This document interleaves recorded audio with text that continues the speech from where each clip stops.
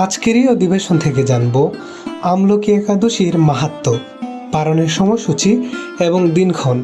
তাই চ্যানেলে নতুন হলে ধর্মীয় অজানা প্রসঙ্গগুলো জানতে চ্যানেলটিকে সাবস্ক্রাইব করে নতুন ভিডিও তৈরিতে উৎসাহ প্রদান করতে ভুলবেন না। আগামী 27 ফেব্রুয়ারি 2026 রোজ শুক্রবার ফাল্গুন মাসের শুক্লপক্ষের তিথিতে অনুষ্ঠিত হবে শ্রী শ্রী আমলকি একাদশী ব্রত। এই একাদশী ব্রত সারা পৃথিবীতে একই তারিখে পালিত হবে। আর হ্যাঁ, সবার আগেই একাদশী পালনের সময়সূচি প্রদান করা হলো।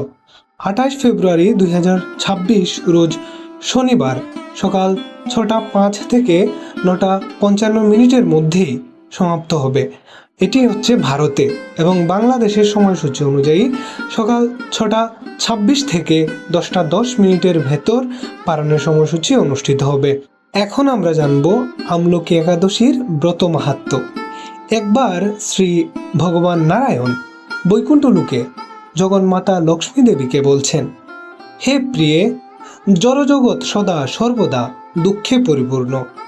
সেথায় বদ্ধজীবাত্মাগণ প্রতিনিয়ত জন্ম মৃত্যু আর রোগ ব্যাধির সঙ্গে লড়াই করে চলছে।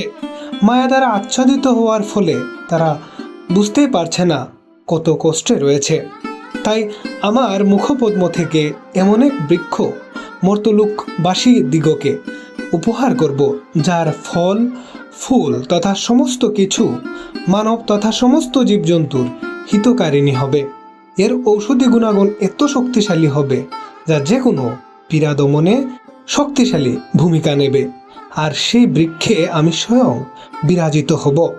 এর নাম হবে আমলকি। মা লক্ষ্মী এর বর্ণন আর মাহাত্ম্য শুনে অভিভূত হয়ে আরও শুনতে বা শ্রবণ করতে চাইলেন। তাই ভগবান নারায়ণ এই আমলকি বৃক্ষের নামে একটি একাদশীরও নামকরণ দিলেন। আর বললেন, যে এই একাদশী শ্রদ্ধা সহিত পালন করবেন তার আর জন্ম মৃত্যুময় জড়জগতে দ্বিতীয়বার জন্ম হবে না। নিঃসন্দেহে সে আমার চরণ লাভ করবে।